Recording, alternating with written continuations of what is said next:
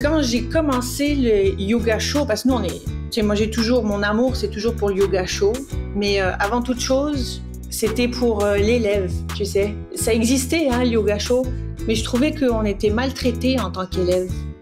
Et moi, je voulais mettre vraiment le yoga au service de l'élève. Prendre le téléphone, c'est prendre des nouvelles de ton élève, puis lui dire que tu tiens à lui. D'un coup, l'énergie que tu mets dans ton appel est totalement différente. Puis ça amène à ce que tu as besoin, tu vois. Le PNL, c'est des petites techniques, puis le cerveau est tellement facile à muscler. En fait, c'est souvent ça le cycle du héros chez l'entrepreneur. C'est qu'il descend des fois tellement bas que pour survivre, il va aller décupler ses forces. Et c'est grâce à ça, en fait, que tu as des illuminations, des idées extraordinaires qui te font sortir de là. C'est vraiment connu en entrepreneuriat, c'est le cycle du héros. Tu descends très très bas pour revenir encore plus vainqueur. Quand ils viennent les yeux brillants, là, tu les vois, tu vois en eux là, qu'ils sont tellement fiers de faire partie de la famille. Mais ça n'a pas de prix, tu sais. Quand on a cette chance de se croiser tous, c'est dur de se croiser tous en même temps, mais quel bonheur! Bonjour mesdames et messieurs, bienvenue à un autre épisode de Là on jase, un épisode un peu différent aujourd'hui, mais tout aussi intéressant. On a une entrepreneuse complètement incroyable, quelqu'un que sans le savoir, elle a un peu changé ma vie dans la dernière année, quelqu'un qui a accompli quelque chose de complètement incroyable avec un bagage. Bref, j'ai vraiment hâte d'embarquer dans cet épisode-là. Donc, sans plus tarder, mesdames et messieurs, je vous présente Mélodie. Salut Mélodie. Bonjour. Comment ça va? C'est un plaisir. Ça va, c'est un bonheur. Qu'on peut parler à tout le monde, c'est le bonheur. Donc, merci de me recevoir, j'apprécie. Ça fait plaisir. Il fait combien à Saint-Martin présentement? Il fait un beau 31 à l'ombre et on crame comme des petits poulets. C'est pas évident, hein?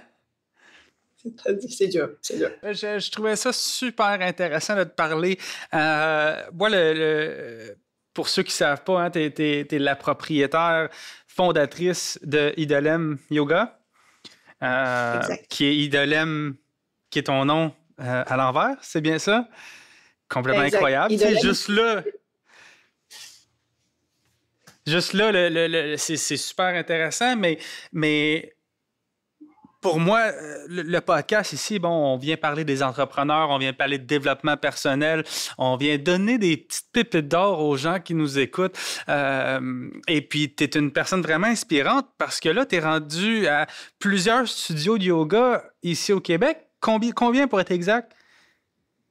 Alors là, on en a 30 d'ouverts et on est en train d'en préparer une quinzaine pour 2025-2026. Wow, complètement incroyable. Qu'est-ce qui t'a fait dire, je pars mes studios de yoga parce que je crois qu'ils n'avaient déjà à un certain point. Qu'est-ce qui t'a fait te lancer dans cette aventure-là? Écoute, quand j'ai commencé le yoga show, parce que nous, moi j'ai toujours, mon amour c'est toujours pour le yoga show, mais avant toute chose, c'était pour l'élève, tu sais. Ça existait, le yoga show, mais je trouvais qu'on était maltraités en tant qu'élève. Et moi, je voulais mettre vraiment le yoga au service de l'élève. Et j'étais pas satisfaite. Donc, c'est parti de là l'idée. Je me suis ouvert d'abord mon propre studio pour répondre à mon propre besoin. Parce que personne s'occupait de moi de la façon dont j'avais vraiment besoin. C'était même pas un caprice, là. C'est quand t'as une grosse journée, que t'es stressé. J'ai toujours été entrepreneur. J'avais besoin qu'on prenne soin de moi d'une certaine façon. Et j'étais tellement révoltée qu'on me traite mal, que je me suis partie mon premier studio dans mon backstore de ma boutique. Voilà. Wow! Puis c'est quoi, qu'est-ce que tu veux dire traiter mal versus... C'est quoi de traiter mal un client ou de le traiter bien? Et c'est que c'est pas lui le centre de l'attention, tu sais. Quand tu fais quelque chose pour quelqu'un, quand il arrive, la moindre des choses, c'est de le reconnaître, son nom, c'est que ce soit propre, c'est qu'à la fin, la personne qui te donne le cours te demande comment ça s'est passé. C'est le fait de lui demander, est-ce que tu veux rester avec nous? Est-ce que tu as des commentaires? C'est des choses de base, mais dans ce milieu-là, ça ne se faisait pas de cette façon-là. Et moi, étant entrepreneur déjà à l'époque, le stress faisait beaucoup partie de ma vie. C'est dur d'être chef d'entreprise. Tu sais pas ce qui va arriver durant la journée. Tu peux être king of the world ou ça peut être la catastrophe. Donc, j'avais besoin qu'il y ait du service à la clientèle dans le yoga, mais pas l'inverse. J'allais pas là-bas pour encore me dévouer auprès de quelque chose. J'allais dans un studio de yoga pour qu'on prenne soin de moi pour de vrai. Donc, voilà, à force d'insatisfaction, en fait, vraiment le point culminant, c'est le point de non-retour plutôt, ça a été quand on m'a empêché de rentrer dans un cours de yoga parce que j'étais en retard. Et j'avais mes amis dans le cours. Et là, écoute, c'était vraiment la cerise sur le sundae. Je suis sortie de là, j'ai dit, c'est fini. Je me pars mon propre studio. J'en ai rien à battre. Ça va être dans mes couleurs, à ma façon et avec mes yeux d'élève. Donc, j'étais pas professeur quand j'ai parti le premier studio. J'étais élève. Ça change tout. Wow. L'épisode d'aujourd'hui est une commandite des entretiens Raven, une compagnie de lavage de fenêtres et revêtements extérieurs. Si vous voulez redonner un éclat à votre maison, contactez-nous au numéro de téléphone suivant. On va s'assurer de vous produire une soumission rapide à prix compétitif. Bonne écoute. Wow, fait que t'as parti le premier studio. On remonte à combien de temps de ça? On remonte à plus de 15 ans de ça. Quand même, hein?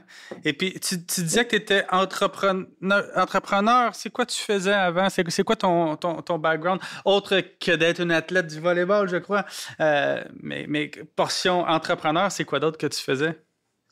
Eh bien, j'avais une boutique de vêtements sport de marque Idolem. Donc, Idolem, au début, c'était des vêtements sport, vraiment très beaux. Et j'avais créé un stage où les clientes, elles sortaient puis elles défilaient. C'était beau, là, c'était vraiment trippant. Mais j'étais pas dans le meilleur endroit pour une boutique de vêtements. Donc, mon commerce n'allait pas bien. Et il fallait que... Et donc, c'est là où, à cause de ce stress, je trouvais des solutions pour ma propre personne. Hein. C'est là aussi où je suis tombée dans la PNL. D'accord? Parce que yoga a beaucoup, beaucoup de similitudes avec la PNL. C'est juste une autre porte d'entrée, en fait, là. Et donc, j'avais cette boutique de vêtements et c'est là où j'ai découvert le yoga pour m'aider moi personnellement, aussi parce que je m'étais blessée au dos. Je suis une athlète professionnelle de volleyball et de beach volley, plusieurs fois championne et tout ça. Et là, ça a été la découverte de ma vie, ce premier cours. Un peu, j'imagine, comme ça a dû faire dans ta vie, là. Tu fais un premier cours, puis tu te sors de là, tu dis, mais qu'est-ce qui m'est arrivé? Tu sais, c'est fou ce que ça fait, le yoga chaud. Surtout quand tu as tous les petits éléments, c'est-à-dire qu'on t'a bien pris, tu sais, qu'on s'est occupé de toi de la bonne façon, qu'on t'a porté un peu, on t'a écouté pour quelques minutes. Personne nous écoute, en fait. C'est là, dans un mouvement d'information, mais personne s'occupe de nous, vraiment. Alors, voilà. Donc, c'est ça. C'est là que c'est parti. C'était d'abord dans le vêtement.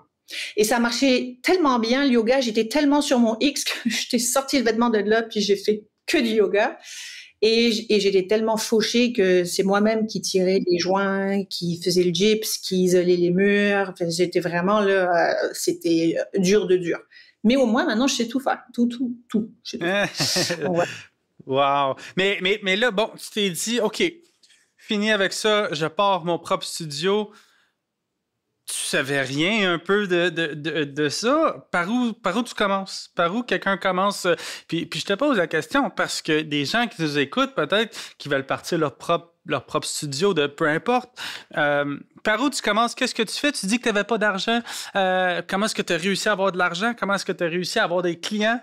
En fait, tes débuts au premier studio. Ben, déjà... je me suis écoutée parce que ce qui est extraordinaire, c'est que en tant que client, des fois, tu as la réponse, tu as tout dans toi déjà. T'sais. Fait que je me suis vraiment permis de m'écouter. D'abord, je me suis dit, tu sais quoi, moi j'aime quand il y a de la musique. C'était pas vraiment à la mode, la musique dans les studios de yoga à l'époque. J'ai dit, moi j'aime quand il y a de la musique. Tu sais, mon nom en plus c'est Mélodie. Tu me coupes la musique dans ma famille, je veux dire, tu nous tues tout. Tu sais, je voulais de la musique, je voulais que ça sente bon, je voulais que mon professeur, je voulais que ce soit belle. Je voulais être entourée de douceur dans mes yeux. Je voulais que ce soit propre. Et puis, je me suis dit, quel horaire, moi, j'aimerais? Eh ben, écoute, moi, je travaille toute la journée, j'ai besoin des cours plus tard, j'ai besoin des cours plus rapides, j'ai besoin des cours plus intenses, même s'il est 9 heures du soir. Je me suis simplement écoutée. Et quand j'ai fait ma première salle que j'ai bâtie, donc j'avais un entrepôt, j'ai isolé les murs. Je travaillais avec un petit monsieur qui avait 77 ans, qui m'aidait à tirer les murs, à le faire et tout. C'était, écoute... je sais même pas comment j'ai réussi à le payer. Je vendais un abonnement, j'allais le payer. Je vendais un abonnement, j'allais payer l'électricien. C'était aussi horrible que ça. Et la première semaine, tout de suite, j'ai eu la réaction des gens dans leurs yeux. Ils venaient de vivre la même chose que moi. Et en étant à l'écoute de ce que les gens me disaient, au fur et à mesure, j'ai adapté instantanément. En 2 mois, on était full. J'ai pris un deuxième local qu'on a construit pendant le temps des fêtes. en plein hiver. Et là, j'étais tellement fauchée que j'étais obligée d'aller mettre des panneaux sauvages dans la rue parce que j'avais pas d'argent pour faire de la pub. Et c'est de là qu'on a développé plein de stratégies marketing, d'où est née la pré-vente chez nous, c'est-à-dire qu'on annonce avant ouverture qu'on va ouvrir. Et moi, j'avais pas le choix parce que j'avais besoin de sous. En fait, c'est souvent ça le cycle du héros chez l'entrepreneur, c'est qu'il descend des fois tellement bas que pour survivre, il va aller décupler ses forces. Et c'est grâce à ça, en fait, que tu as des illuminations, des idées extraordinaires qui te font sortir de là. C'est vraiment connu en entrepreneuriat, c'est le cycle du héros. Tu descends très, très bas pour revenir encore plus vainqueur. Je me suis écoutée et c'était très logique quand tu prends beaucoup de recul parce que je suis une élève. J'ai déjà toutes les réponses en moi, tu sais. Des fois, l'erreur, c'est t'es tellement dedans que tu vois plus ce qui se passe autour. C'est pour ça que c'est très intéressant toujours d'écouter les points de vue extérieurs. Et de 1, de 2, de 3, ça a fonctionné. Et au bout du 5e, je me suis rendu compte que le service diminuait. Et c'est là qu'on a décidé de franchiser. Voilà. De franchiser parce que moi, j'ai une compagnie de lavage de sacs. Je viens tout juste de la partir. Et puis, l'objectif pour nous, c'est de franchiser. Donc, je te pose la question, peut-être parce que je suis curieux moi-même, mais je suis sûr que les gens qui nous écoutent, ça va piquer leur curiosité également. C'est quoi franchiser? Parce que c'est une autre bête complètement, j'imagine, que d'avoir juste ces emplacements. C'est quoi l'étape à franchiser? Quand est-ce que c'est le bon moment de franchiser? Est-ce que tu peux nous en parler un peu? Oui, définitivement. La franchise, moi, ce que je trouve génial dans la franchise, c'est que c'est une aide aux entrepreneurs à ne pas échouer. Il y a beaucoup de données qui sont sorties là-dessus. Les franchises, je pense qu'il y a 5% qui font faillite dans la première année, alors que quand tu pars en entrepreneuriat, c'est l'opposé. 95% plantent la première année parce que la franchise, tu achètes son expérience. C'est la clé. T'sais. Et pour partir en franchise, il faut que tu aies réussi au moins 1 ou 2 bons coups déjà. C'est-à-dire qu'il faut que tu aies réussi à avoir au moins 1 ou 2 unités corporatives à toi où vraiment tu as développé un modèle d'affaires. Et après, il faut que tu sois prêt à une chose, il faut que tu sois prêt à te battre pour ton concept. Parce que tu vas avoir bien du monde qui sont tout feu, tout flamme de venir utiliser ta franchise, faire pareil, mais que le lendemain, là, ils ont envie de tout changer chez toi. Donc, il faut que tu sois convaincu en dedans là, que ce que tu fais, c'est la bonne chose. T'sais. Moi, je crois beaucoup à mon intuition, puis j'adore aller valider mon intuition avec des données. J'ai étudié dans ça, là, dans les données marketing. J'adore ça, fouiller les chiffres, les analyser, tout ça. La franchise, c'est extraordinaire pour l'entrepreneur qui veut maximiser ses chances puis qui veut travailler en équipe. Okay? Par contre, quand tu deviens franchiseur, tu changes de métier.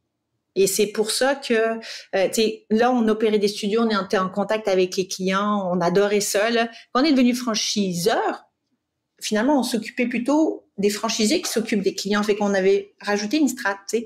Ça, c'était dur parce qu'on n'adore plus que tout au monde nos élèves. C'est pour eux qu'on se lève le matin. Mm-hmm. Alors, pour devenir franchiseur, assure-toi que ton concept soit solide. Assure-toi d'avoir eu des succès parce qu'il faut que tu sois capable. On va te défier. Il faut que tu sois prêt. Et puis, après, prépare-toi à vraiment défendre ton concept. Moi, je dis toujours une affaire. Je dis, l'univers, si tu crois en toi, et que tu suis ta voie, tu ne peux pas échouer. C'est impossible. D'accord? Il faut pas que tu laisses le droit à l'univers de te détourner. Même si le chemin, il est pas bon, mais tant que tu maintiens, tu vas finir par y arriver. C'est la clé, je pense. C'est juste de continuer jusqu'à ce que tu y arrives. Pas lâcher. Wow. Mais encore faut-il aller dans la bonne direction. Hein, continuer toujours dans la mauvaise direction. Mais c'est drôle parce que t'es la 4e invitée aujourd'hui, puis les 4, vous avez dit des choses très similaires. Toutes vous êtes tous des entrepreneurs, fait que la tangente se maintient, puis clairement, ça a fonctionné pour toi. Hein, fait que c'est vraiment incroyable. Merci, c'est gentil. En tant que femme d'affaires, est-ce qu'il y a beaucoup de gens qui t'approchent ou qui te posent conseil? J'imagine que tes franchisés doivent te poser beaucoup de questions quand même. C'est quoi la question qui revient le plus? J'aime beaucoup la notion de franchise. Puis nous, on a beaucoup de chance parce qu'on a attiré des gens formidables dans notre réseau. Donc, le matin, on se lève pas pour travailler. On est vraiment avec des gens qui sont intelligents, qui sont passionnés, qui ont la même piqûre que nous et qui ont la même dévotion. Tes valeurs, là, quand tu pars en business, il faut que tu poses carré tes valeurs parce que c'est ce qui va te permettre de faire des choix et que tout va avoir du sens par la suite. Mais oui, la question qui revient souvent, surtout quand c'est des nouveaux entrepreneurs, pas quand ils sont à leur deuxième, troisième succursale, ça y est, ils ont compris la game, c'est comme... Mais je fais souvent le parallèle avec quand tu deviens maman, en fait.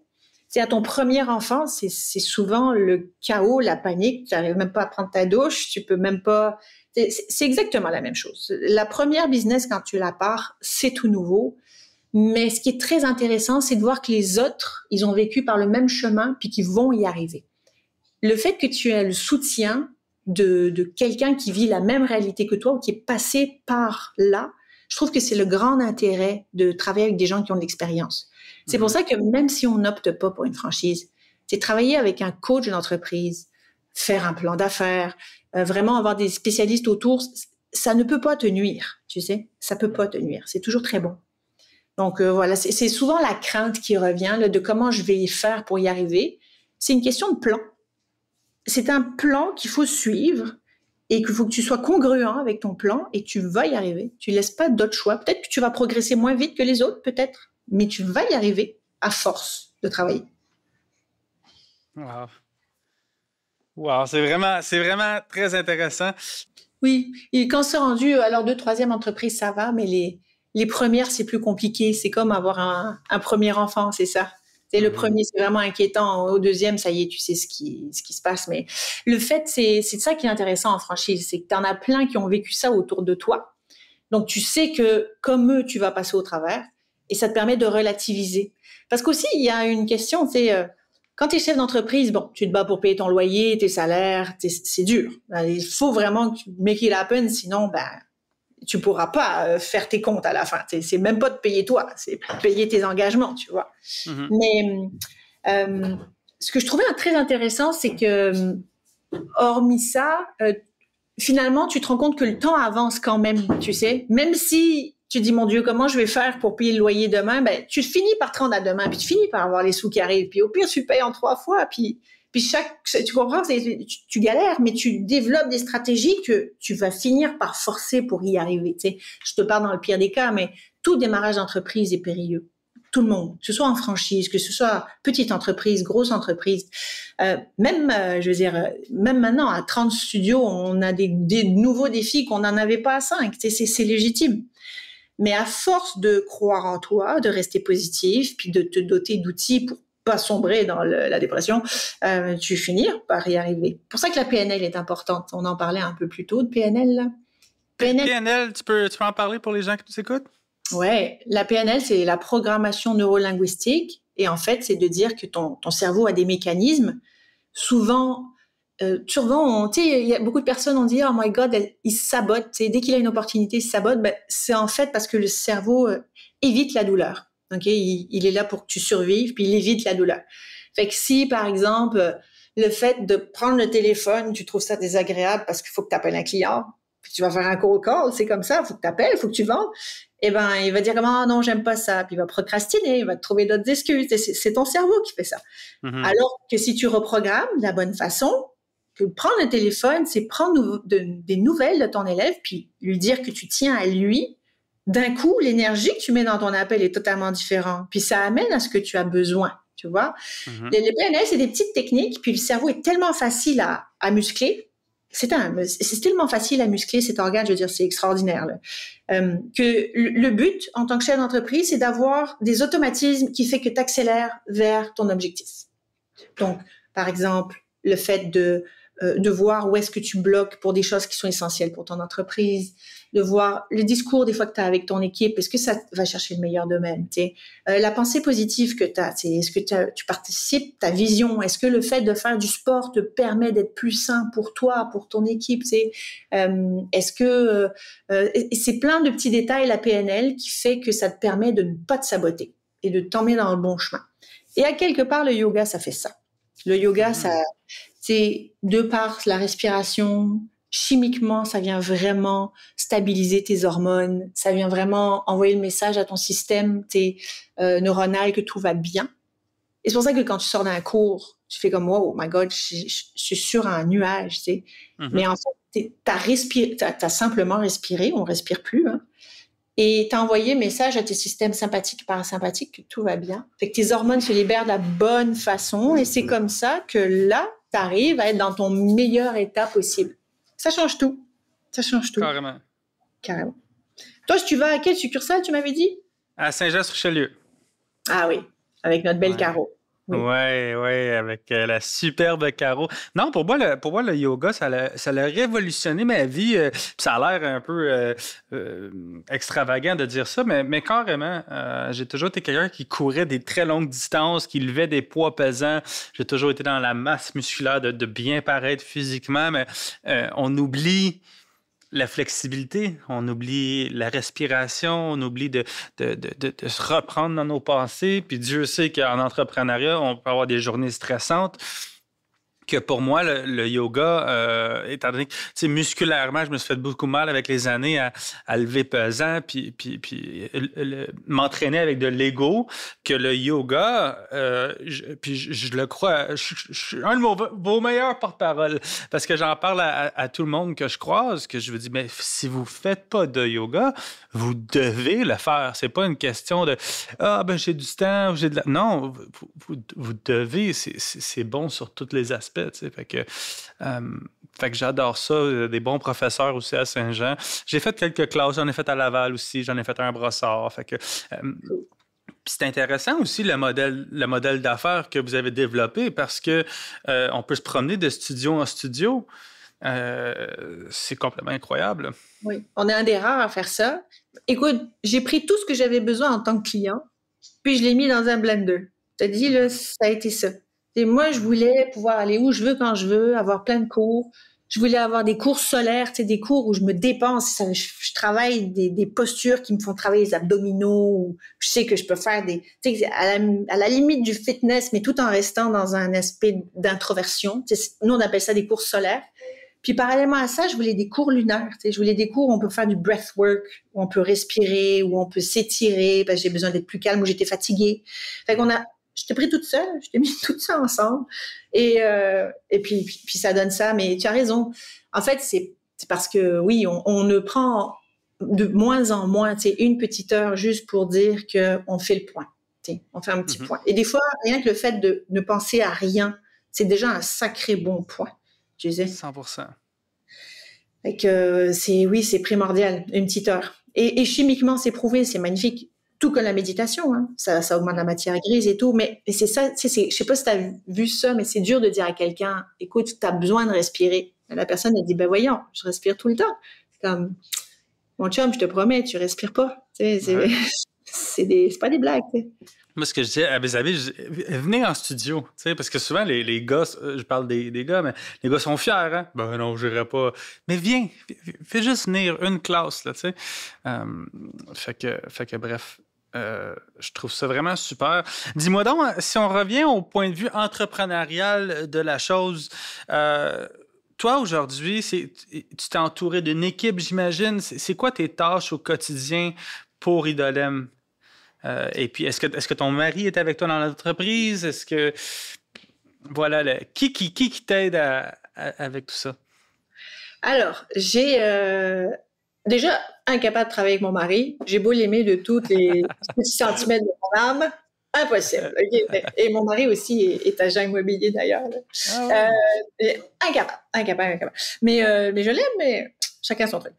Non, j'ai la chance d'avoir une équipe. Écoute, je le dis tout le temps, c'est l'univers qui me l'a apporté.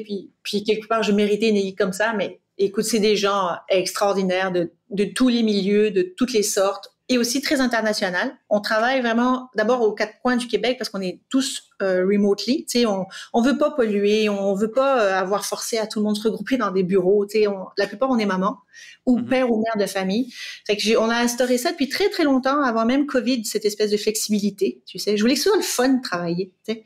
Et j'ai aussi mon acolyte de toujours, qui est notre vice-présidente, qui est Sarah Lamoureux, qui elle a rentré chez nous, elle avait je pense 16 ans et demi. Et puis, je l'ai plus jamais lâché. J'ai dit, toi, tu restes avec moi. Et on a fait les 400 coups, on a dormi dans les studios, on a tout fait, on a accouché dans nos studios, on a tout fait, là. Alors, ouais, j'ai une équipe extraordinaire. Maintenant, ce que je trouve génial, c'est que dernièrement, j'ai pu sortir un peu plus de l'opérationnel dans les studios pour pouvoir un peu plus revenir sur notre why, tu sais. Pourquoi tu fais ça le matin? Moi, notre why, c'est le bien-être de l'élève. Nous, on sait que l'élève a besoin de nous, puis on veut se rendre disponible pour lui. Faut que ce soit facile, tu sais. Faut que ce soit facile. Et le problème, c'est qu'à force d'être super bon dans ce qu'on fait, il y a beaucoup de monde. Fait que d'être disponible pour l'élève, c'est de plus en plus compliqué. On travaille non-stop là-dessus. Et donc, moi, maintenant, en fait, je continue à travailler sur la marque. Je fais ce qu'on appelle de la veille stratégique, c'est-à-dire que je m'assure que tout ce qui se passe comme compétition internationale, qu'on soit toujours top-notch, tu sais. C'est pour ça qu'on a rentré les bains froids. Tu sais, le cold plunge, c'était très important pour moi, pour boucler la boucle, tu sais, cette espèce de renaissance. Tu vas dans la chaleur, puis après tu finis dans le froid, puis tu laisses ton vieux toit là, qui te fait mal, puis tu repars à nouveau. Tu sais, on regarde aussi les tendances, parce que notre mission en tant que franchiseur, c'est de s'assurer que ton concept perdure. Et ça, c'est dur, parce que à chaque 2 ans, tu arrives avec des nouvelles idées, si c'est pas moins, tu sais. Fait que le franchisé est toujours en train de dire, je viens d'ouvrir, puis déjà, faut que je modifie. Tu es comme, ouais, mais c'est ça la survie. Sinon, tu finis comme Dunkin' Donuts, tu sais. Fait que c'est pas frais, là, tu sais, comme concept, là. Fait que, c'est triste, tu sais, c'est des trucs qui sont installés partout, mais t'es comme, voyons, ça sent les années 80, tu sais, ça marche pas, tu sais. Fait que, donc voilà, et puis j'aide mes coéquipiers, c'est pas mes employés, tu sais, c'est mes coéquipiers, vraiment, hein, tu sais, nous, on est comme un espèce d'univers, Idolem, c'est le soleil, puis on irradie partout, sur toutes nos planètes, puis tout le monde tourne autour de cette énergie-là. Et j'aide mes coéquipiers à juste être bien en ligne. Mais ils sont tellement compétents. J'ai une gang tellement extraordinaire, là. C'est chaque matin, je dis, ça n'a aucun sens. Même des fois, j'espère que je suis assez pour eux, tu sais, tellement que je les trouve bons et passionnés et dévoués, là. Et avoir une équipe comme ça, dévouée, je trouve que ça devient une denrée rare maintenant, tu sais. C'est difficile de trouver...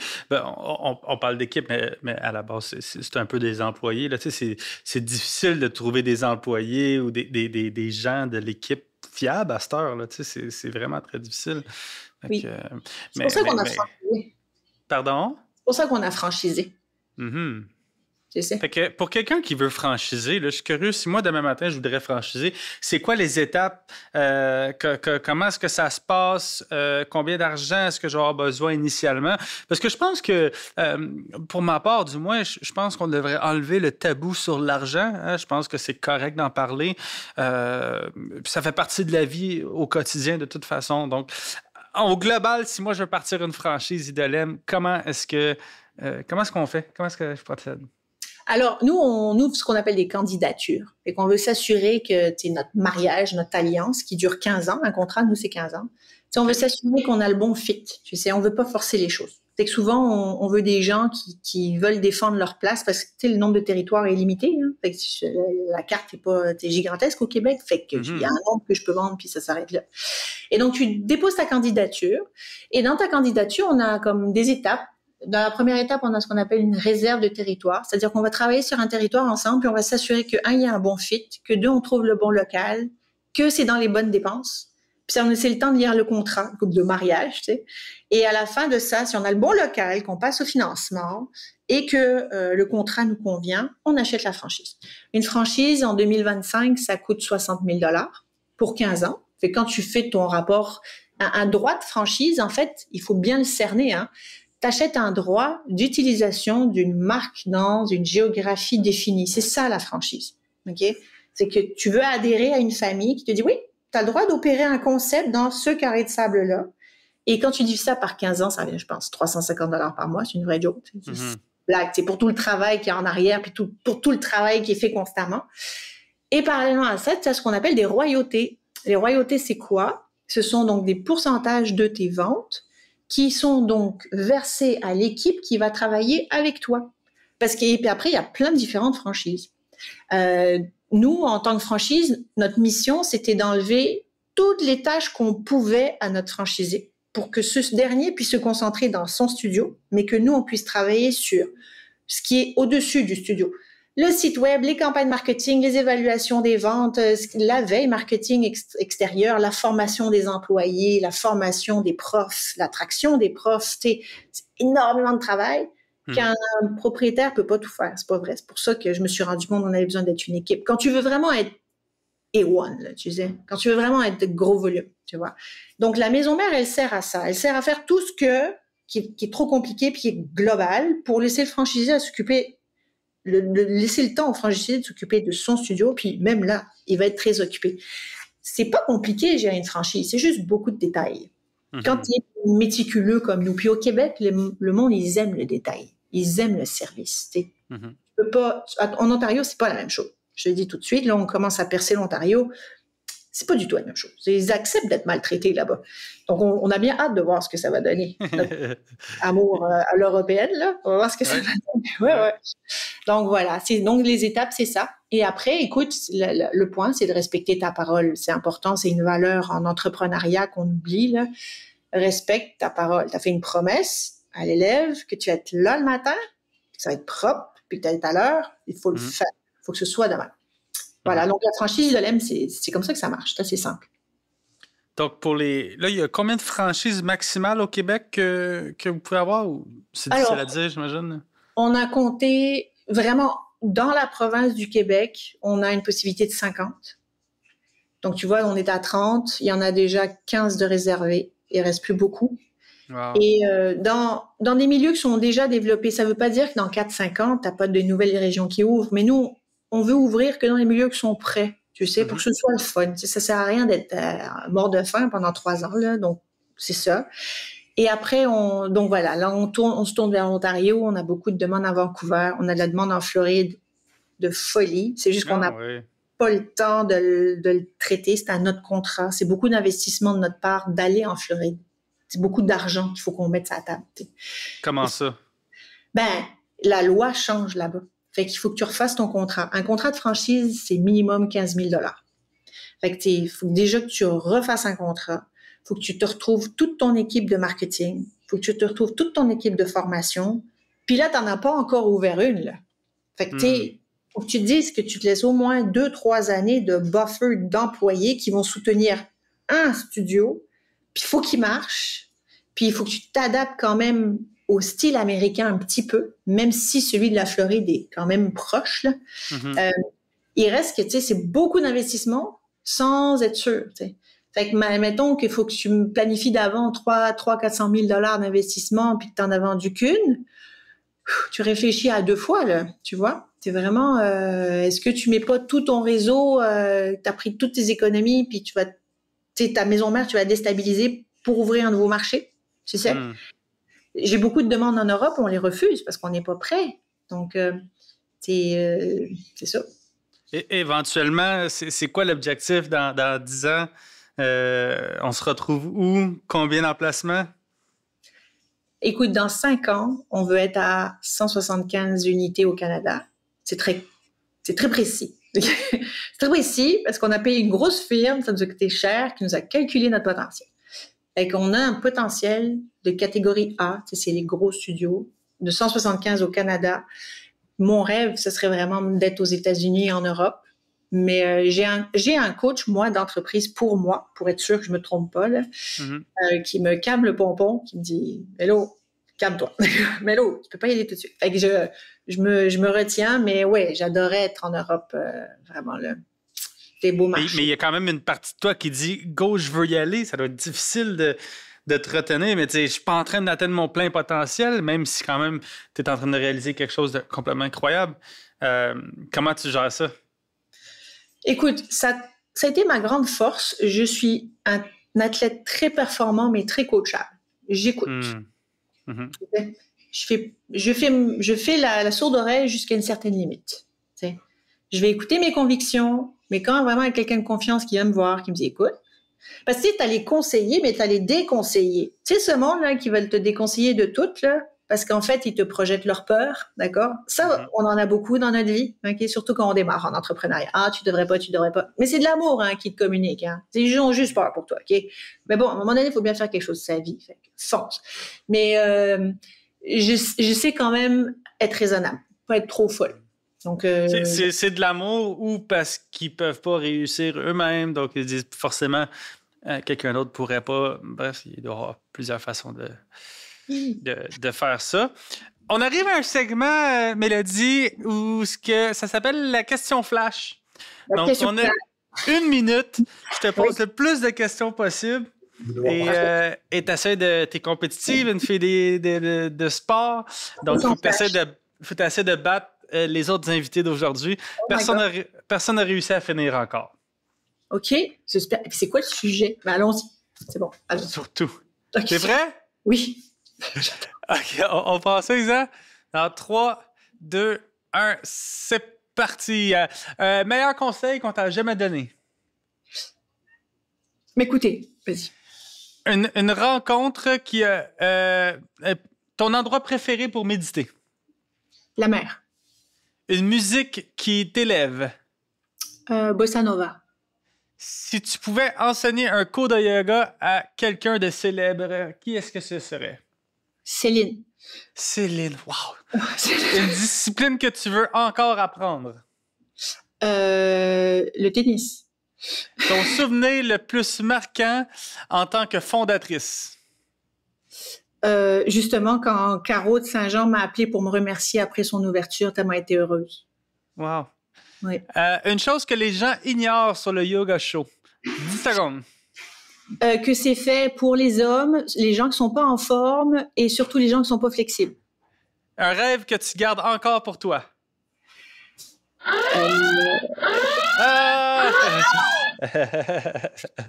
Il en restait une en plus. Aïe, aïe, aïe. Moi qui n'aime pas perdre.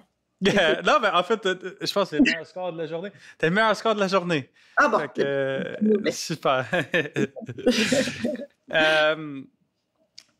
Tu n'as parlé un petit peu plus tôt, mais je pense que tu parlais plus du why d'Idolem. Et puis, on pose la question à chacun de nos invités. Le why à Mélodie, c'est quoi? Pourquoi tu te lèves à chaque matin?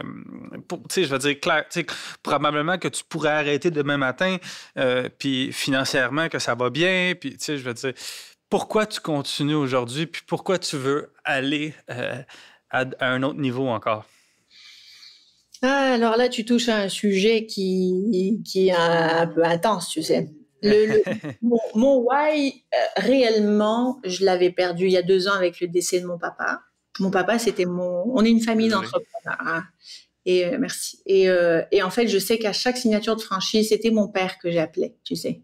Parce que je pense qu'en fait, mon vrai why, c'était de rendre mon père fier de lui. Et j'adorais ce regard quand il était épaté par les choses que je faisais, parce que il faut reconnaître que je sais que je fais des choses épatantes. Même moi, des fois, je me surprends moi-même. Je peux pas croire, tu sais. Et je remercie vraiment l'univers tout le temps d'avoir cette chance-là. Mais mon why, je l'ai perdu. Fait que à chaque fois que j'avais des bonnes nouvelles, je savais plus à qui trop les annoncer. Et évidemment, j'ai eu la chance d'avoir ma maman et tout, mais j'avais pris cette habitude de partager avec mon papa. Évidemment, j'ai mon mari, évidemment. Tu sais. Mais papa, c'était quelque chose de très précieux. Mm-hmm. Et je me suis... et l'été dernier, on a, avec nos franchisés, des grandes réunions annuelles qu'on appelle les alignements, un peu comme les alignements des astres, tu sais, dans une éclipse, des choses comme ça.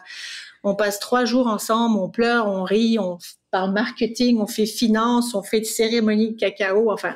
C'est du Idolem tout craché. C'est un gros bordel d'émotions et de gestion et d'entrepreneuriat. Et je me suis rendu compte que mon why, c'était eux, maintenant. Et le matin, je me lève vraiment. Je souhaite du fond de mon cœur, je souhaite vraiment que toute mon équipe, autant mes franchisés que vraiment mon équipe de collaborateurs, que tout le monde soit heureux. Et si on arrive à faire ça puis que tout le monde est épanoui, oui, c'est du travail, oui, c'est tough, hein, on a du stress, hein, faut pas se mentir, hein.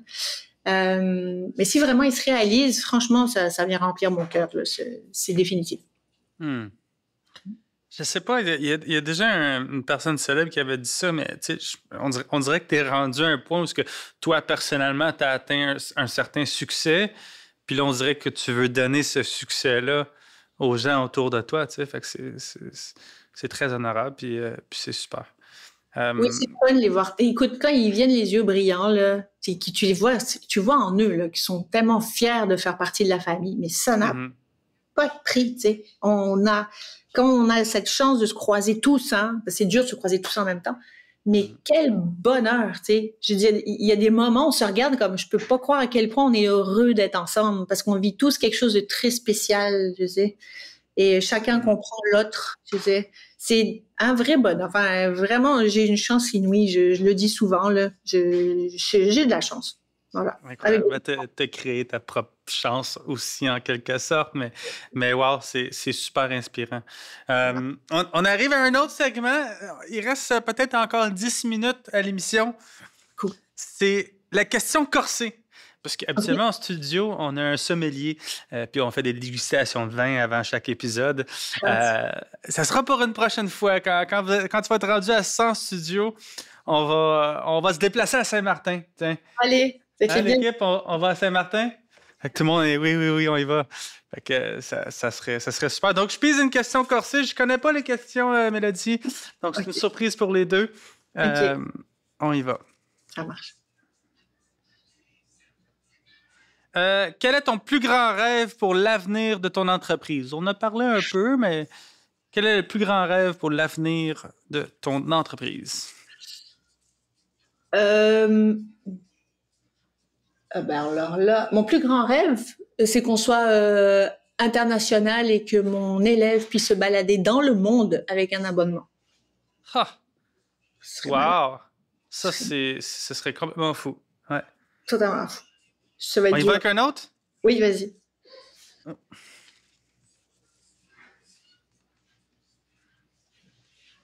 Ouais, ben oui. Comment as-tu réussi à créer une communauté aussi fidèle autour de Idolem? Tu sais, comment est-ce que tes franchisés sont aussi attachés à la marque?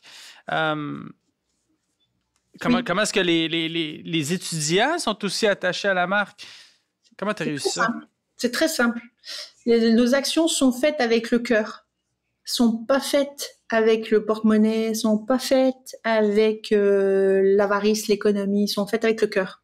Quand on pense à faire quelque chose, on se demande si c'est vraiment notre cœur qui a parlé. Et c'est un exercice qui est tout simple, tu sais. Quand tu as besoin de passer un message, tu le fais avec le cœur, puis les gens le sentent. Et les franchisés, comme nous, tu sais, les franchisés, c'est nos clients. Donc, ils ont reçu ce message-là, donc ils sont porteurs de ce message-là. Ils sont tous avec le cœur. C'est pour ça que t'as beau être un réseau de franchises de 30 succursales, on reste tous des humains, tous des propriétaires opérants. On est tous nos familles avec nos enfants et c'est avec le cœur qu'on parle. C'est pour ça. C'est simple. Je pense que ce que tu viens de dire devrait résonner à n'importe quel entrepreneur qui nous écoute, peu importe la business, peu importe, tu sais, parle avec ton cœur, fais-le pas pour l'argent. Tu sais, moi, le podcast ici, je l'ai créé, pas parce que financièrement, mais parce que je veux redonner une plus-value aux gens qui nous écoutent. Tu sais, des paroles que toi, tu dis ici aujourd'hui, c'est une façon de redonner. Donc, pour le cœur, je pense que c'est un super bon conseil. Oui, ça revient. Ça revient. Et il ne faut pas le faire pour que ça revienne, mais je te jure, tu fais avec le cœur, la chance t'emporte, tu vois. C'est ça. Si tu avais une chose à dire à Mélodie à 20 ans, qu'est-ce que tu lui dirais? Tu sais, je me pose souvent cette question. Je veux dire, je retournerais bien dans ce moment-là, mais je pense que je serais trop impatiente ou je pense que mon équipe me manquerait trop. Tu sais? Fait que, je pense que je me suis posé cette question. Est-ce que je ferais les choses différemment? Et je pense que je changerais rien du tout. Même dans des grands malheurs, même dans des grands problèmes. Tu sais, on a tous eu ce redressement de TPS-TVQ que tu dis, ça y est, c'est la faillite. On a tous eu, là, tu sais, cette directrice de succursale qui, d'un coup, prend ta clientèle, prend tes profs, puis s'ouvre une succursale en face de toi avec ton concept, tes idées. On a tout vécu. Okay? J'en ai une, elle m'a abandonné à la succursale, je venais d'accoucher, j'étais obligée d'être avec mon bébé naissant en studio pour pas abandonner les élèves. J'ai tout eu, OK? Et franchement, je changerais rien. Parce que ces choses-là qui viennent sur ton chemin, c'est fait exprès pour te pousser vers un autre chemin qui est meilleur. Mais il faut que tu sois capable de forger ta résilience. T'sais. À Saint-Martin, quand on a eu l'ouragan Irma et que l'hôtel s'est envolé, complet, là, je veux dire, fait pouf! On n'a pas pu faire les formations. C'était très dur. Moi, on a failli mourir avec ma famille. J'étais là pour ma mère. Mais à quelque part, ça nous a lancé vers autre chose. Quand il y a eu le COVID, On s'est dit, on va tous faire faillite. Puis non, ça nous a rapprochés et on a fait du reprenariat. On a repris 6 studios en plein COVID. Ça a été un tremplin, tu sais. Oh. Mais ça, c'est parce que, je sais pas si vous connaissez l'histoire de la petite souris, mais moi, quand je vais pas bien, c'est ça que je me dis, là. C'est l'histoire de 2 petites souris qui sont dans un bol d'huile, OK? Puis t'en as une, elle patine, elle s'en sort pas, elle l'abandonne, elle se noie. Puis t'as l'autre, elle patine, à force de patiner, ça se transforme en beurre, puis elle sort. C'est exactement le même concept, OK? Il y a des moments, là, tu vas te sentir au bout du bout, mais je te jure que si tu te sors de ça et que tu lâches pas, tu vas ressortir tellement plus fort. Si tu crois en toi jusqu'au bout. Crois en toi jusqu'au bout. Vraiment. Wow. C'est toi qui devrais être coach, là, Mélodie. Là. Tu devrais... je travaille sur un... J'aimerais ça qu'on s'en reparle peut-être hors caméra. Je travaille sur un concept justement de coach, mais j'ai comme idée de ramasser les meilleurs de chaque industrie. Et puis d'incorporer le yoga. D'incorporer le yoga là-dedans, parce qu'on parle souvent de développement personnel, hein, puis d'atteindre son plein potentiel, puis toutes les belles histoires que les coachs nous racontent, mais au final, les gens oublient de prendre soin de eux. Puis je pense que le yoga, fait que peut-être une façon de l'incorporer. J'en profite aussi pour faire un appel à notre commanditaire, les Entretiens Raven, compagnie de lavage de fenêtres. Donc, si tu veux faire nettoyer les fenêtres de tous tes studios, on se parlera hors ligne pour ça. Je tiens à te remercier du fond du cœur pour cette entrevue. Tu es vraiment une femme super inspirante. Continue de faire ce que tu fais, continue d'aider la population à devenir un meilleur endroit, de faire rayonner ton soleil sur plein d'autres gens. Ce fut vraiment un plaisir. Pour tous les gens qui nous écoutent, allez vous informer. Idolem Studio, il y en a dans toutes les villes à côté de chez vous. Vous avez toujours des promotions, je pense aussi, qui roulent, où il y a des temps de l'année pour ça? Toujours. On a toujours 8 cours pour 49 $. Pas cher. Viens essayer. Viens faire des cours plunge. On va s'occuper de toi. Ça va être le bonheur. Allez-y au moins une fois. Pas obligé de pogner un abonnement. Allez, essayez une fois. Après ça, vous nous redonnez des nouvelles. Est-ce qu'on peut, je pense à quelque chose de complètement fou, Mélodie, est-ce qu'on peut donner un code promo pour le podcast Là, on jase des gens qui nous écoutent? Bien sûr. Oui, l'épisode, il sort dans 1 mois et demi. Fait qu'on a le temps de se reparler là-dessus. Mais pour les auditeurs, on a à peu près 100 000 vues au cours des derniers 30 jours. Donc, certainement qu'on pourrait avoir quelqu'un qui pourrait essayer ça. Code promo, Là, on jase, tout collé. Et allez. Code promo, Là, on jase, ça va être dans les commentaires, tout collé. Ça va être la promo pour Idolem. Allez essayer ça, pour vrai. Faites-vous une faveur. Ce n'est pas une dépense, c'est un investissement. Donc, merci à vous qui nous écoutent d'être là à chaque épisode. Allez commenter, liker, sharer chacun de nos épisodes. On vous laisse sur des extraits de notre prochain invité. Mélodie, merci encore à tous. Au revoir, on vous aime. Ciao. Salut, merci.